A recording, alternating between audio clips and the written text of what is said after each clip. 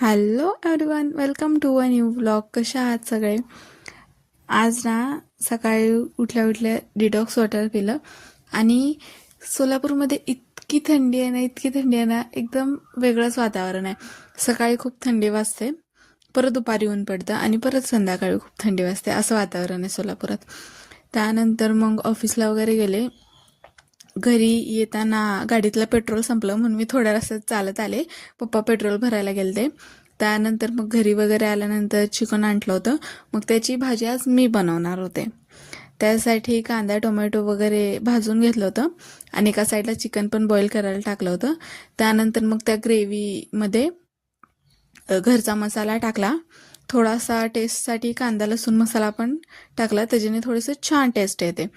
त्यानंतर मग त्याला छानपैकी मिक्स करून घेतल्यानंतरनी त्याला असं तेल सुटेपर्यंत भाजू दिलं आणि मग चिकन वगैरे टाकून वरतून कोथिंबीर वगैरे टाकून खूप छान झाली होती भाजी. सो असा होता माझा आजचा